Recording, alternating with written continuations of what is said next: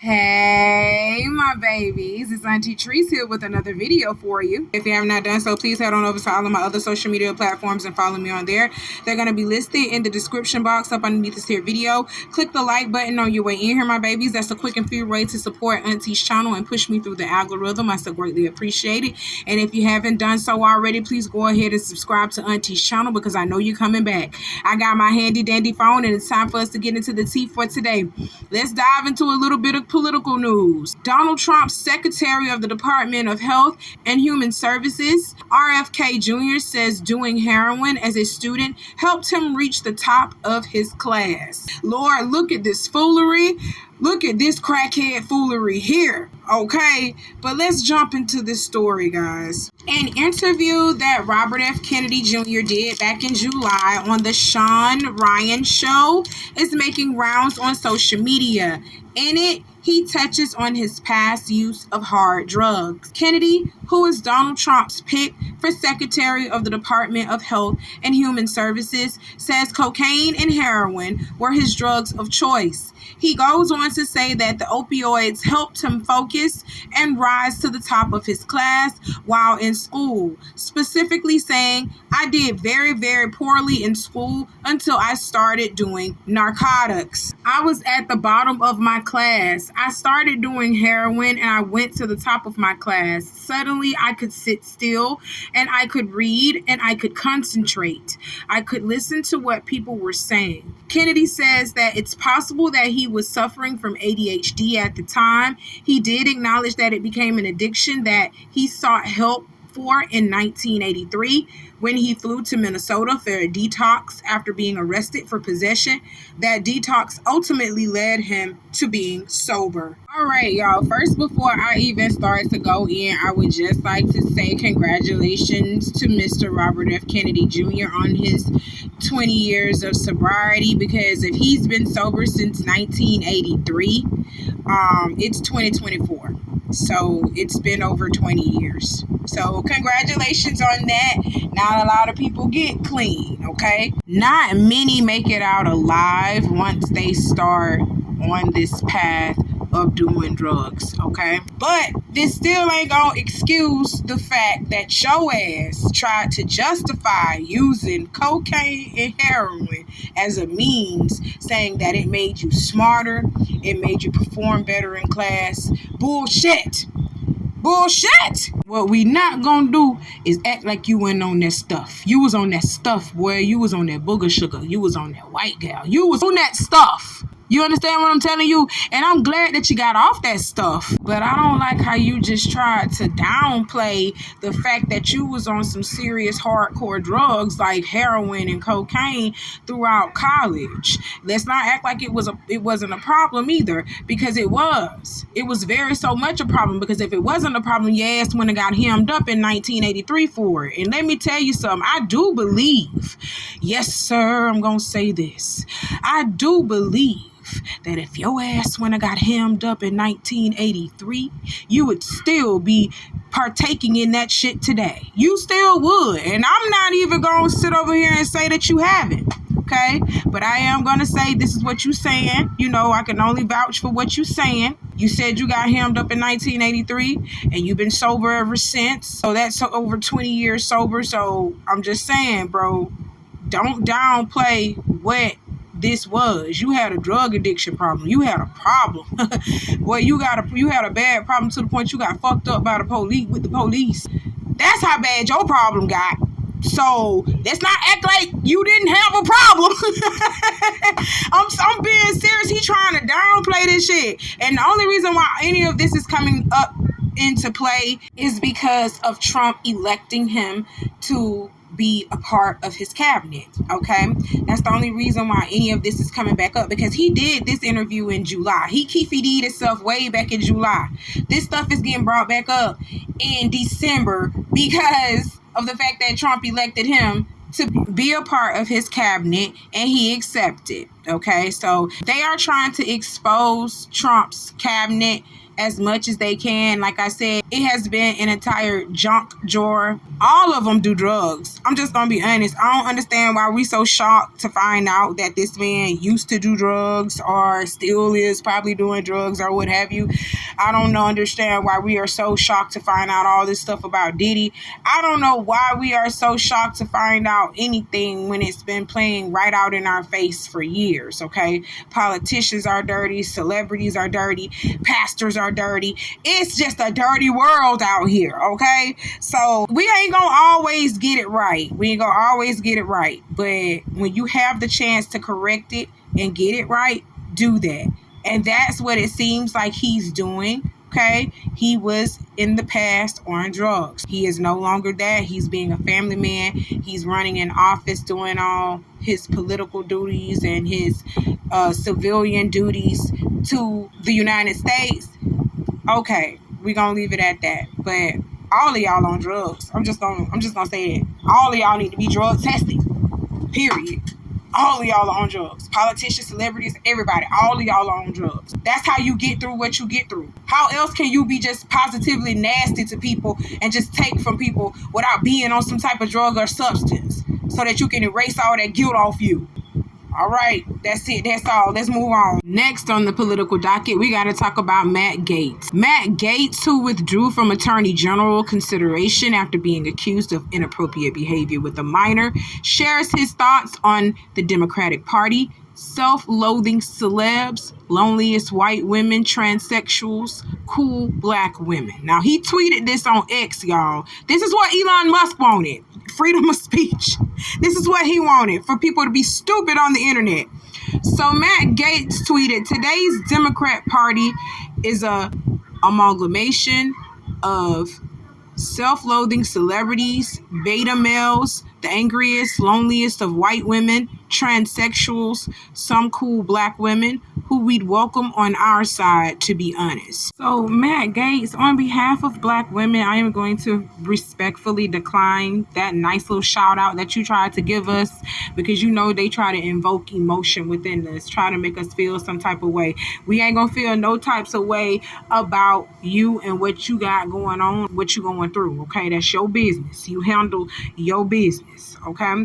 So you are still literally under investigation with the Department of Ethics. You dropped out of accepting the position of Attorney General so that your records won't be released. You are still under investigation with the Department of Ethics for some things that you have done inappropriately while being in office, okay? I'm just gonna say that, all right? So we don't need to be dealing with things of that sort. We don't need to be dealing with things like that, okay? We already got a lot that we got going on already, all right? So, and the people just don't want to hear from you, period, Matt Gaetz. They say, don't you got a case to fight off of with inappropriate behavior with a minor case? Shouldn't you be worried about that? You shouldn't be on here tweeting about anything else in people's business and calling Democrats all kind of whatever you want to call them, all right? So people, they just want to shut you down.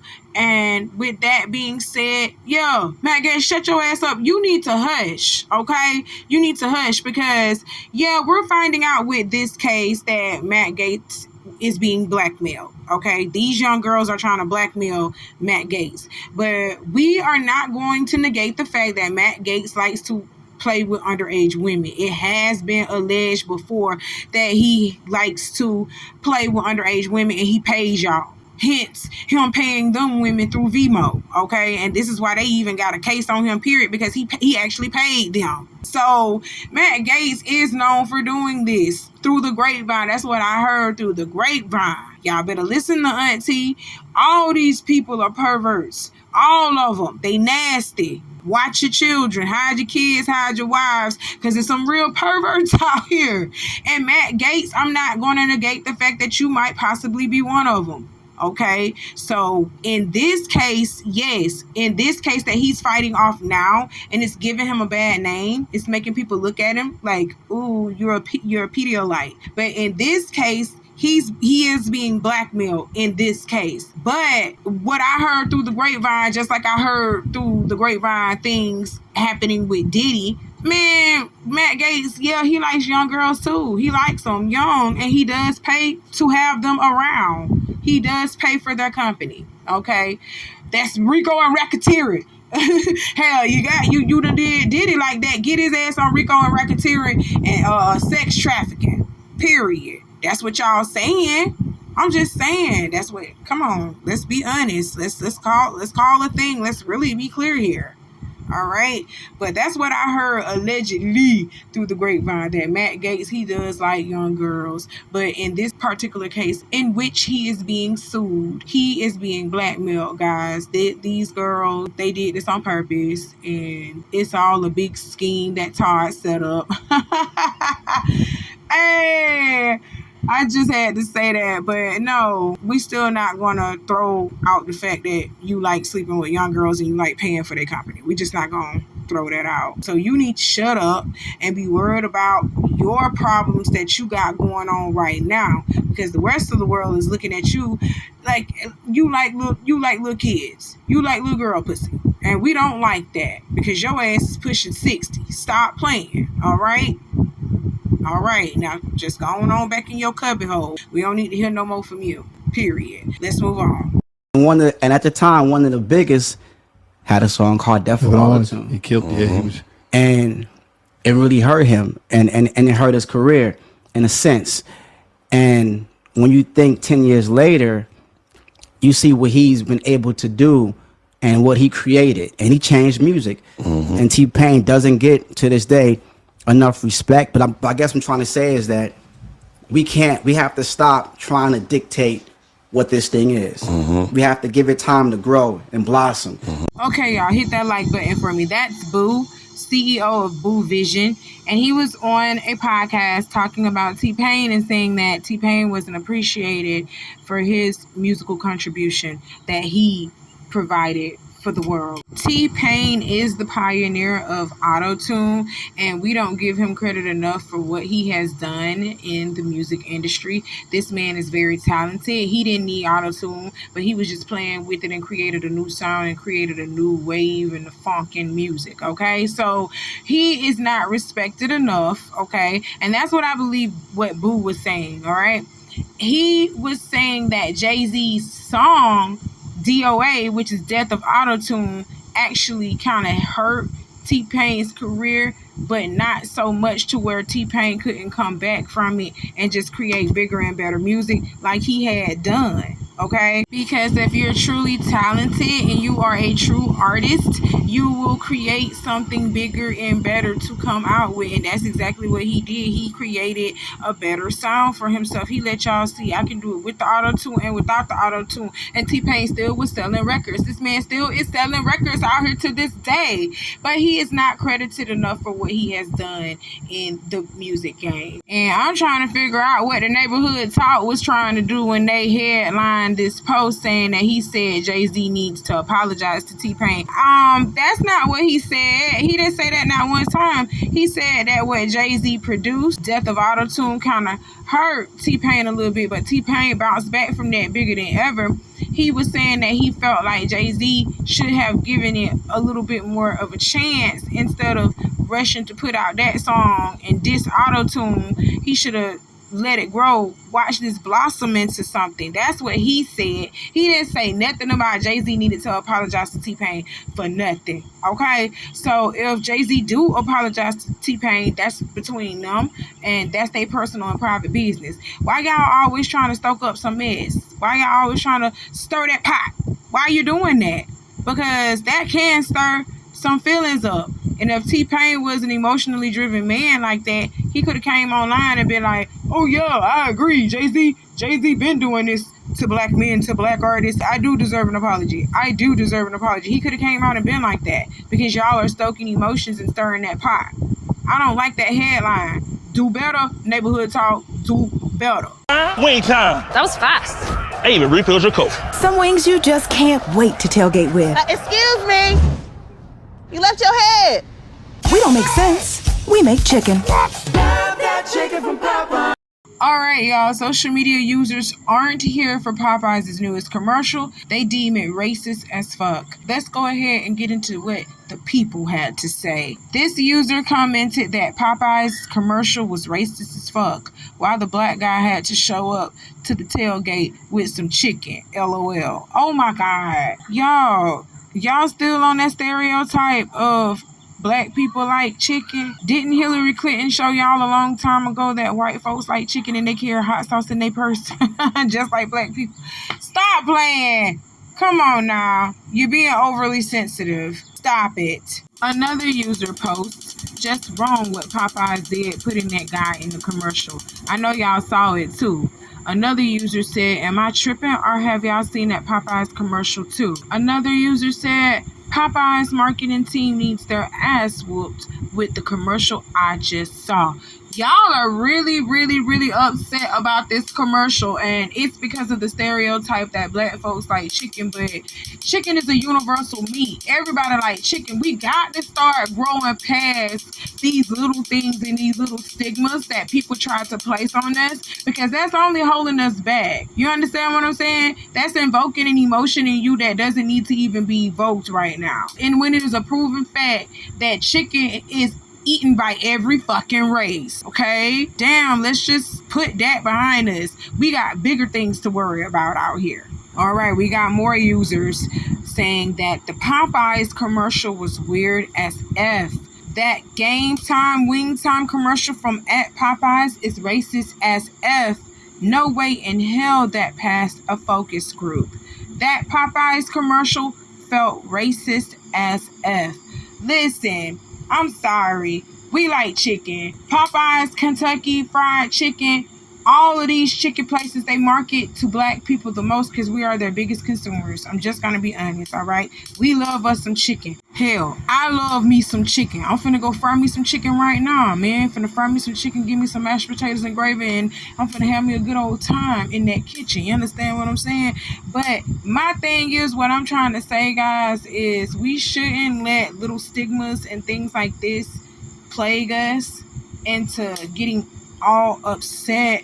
And now we're upset with Popeyes. We're upset with the world all over again because that's how they view us, as big black people that shuck and jive for chicken, okay? So that's how y'all felt about this whole commercial. I didn't see it as such. I saw it in poor taste that they did this, but I didn't see it as something racial because they had white people in the damn commercial too. Chicken is universal. Everybody eats chicken. We need to literally stop looking over our shoulders every time when we get ready to order us a 8-piece chicken from Popeyes or KFC. It is nothing wrong with us going to go eat some chicken, people. We need to leave certain things in the past, and that stereotype, I just believe we need to go ahead and leave that in the past. It does nothing but hold us back.